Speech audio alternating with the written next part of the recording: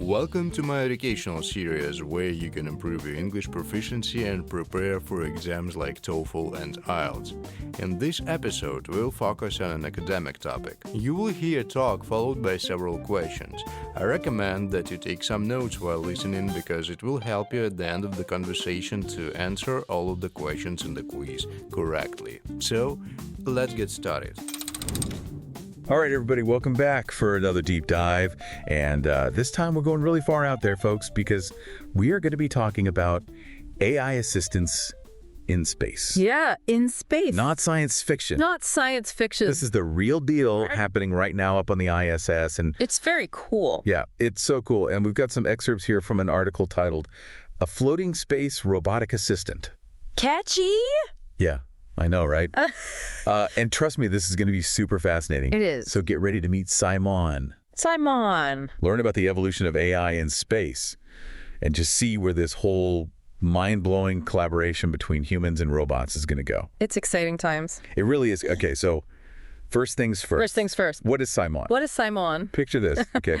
A robotic head Okay. with a friendly face displayed on the screen just floating around the ISS. I like it. Yeah, and this is CIMON, short for Crew Interactive Mobile Companion. Wow. Developed by Airbus for the German Aerospace Center. They've been working on this for a while. Yeah, they have. And it's equipped with a camera and a digital voice powered by IBM's Watson AI. And it can move autonomously. That's really impressive.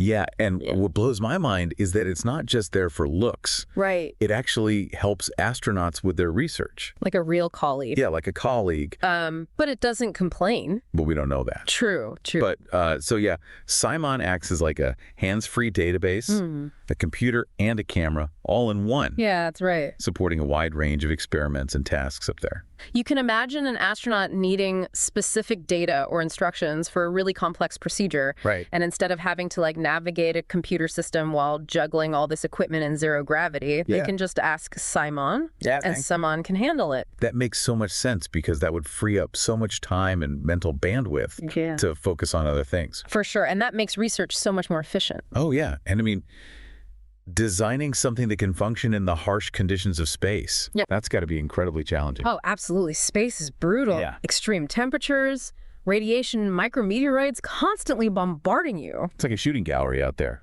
Kind of, yeah. So every component of CIMON, Everything. from hardware to software, has to be designed perfectly and rigorously tested to make sure that it can withstand all of that. So that it can operate flawlessly. Yeah, which, I mean, this is all the more impressive because CIMON is the very first AI assistant to operate on the orbiting laboratory. Real pioneer. Yeah, a total pioneer. And of course, technology never stands still.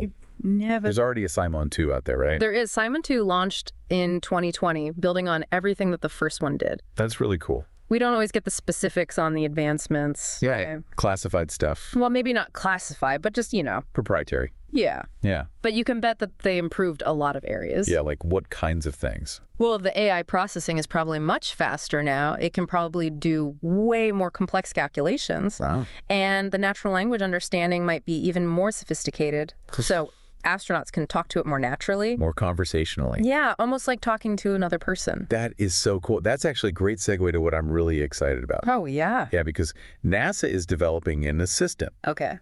that's basically ChatGPT for astronauts. Whoa. I know, right? Just imagine having like a natural back and forth conversation with your spacecraft, like asking it questions, Right. getting information, even getting guidance on procedures. Like you're on Star Trek. I know, right? That's so cool. It's straight out of a sci-fi movie. It really is. And it makes sense. Yeah. This whole move towards having these more intuitive and conversational interactions with our vehicles. Yeah. I mean, look at what's happening here on Earth. With ChatGPT, everybody's using it. Exactly. And as this technology keeps getting better, we can see astronauts relying on these AI companions for so much more. Managing complex systems, providing emotional support during these long missions. Oh, wow. It's going to be huge. Yeah. So, I mean, what does all this mean for the future of space exploration? It's really a good question. It seems pretty clear that AI is not just a futuristic concept anymore. Not at all. It's actually shaping the present. It is, and it's only going to play a bigger and bigger role as we go further out there. It's really mind-blowing. It's a revolution. Yeah, and it's happening right now. Right now. But I think it's also important to mention, That's it. this raises questions about the future of human-machine collaboration in space. That's a really good point. Like, how much autonomy should these AI systems have? Right. Should they be able to make decisions on their own? Yeah, and what about the ethical implications? Yeah. What happens if an AI makes a mistake? Who's responsible? And what about the astronauts themselves? How will their roles and responsibilities change as AI becomes more sophisticated? It's going to be a fascinating journey figuring all of this out. It really is. Well, we are stepping into this future right now. One small step at a time. It's incredible to think how far we've already come and how much more there is out there to discover. It's an exciting time to be alive, that's for sure. It really is. Thanks for taking this deep dive with us, folks. Keep looking up and keep exploring. There's a whole universe out there. Thank you for joining me today. I hope you have learned something new and useful, and see you in the next episode. Bye.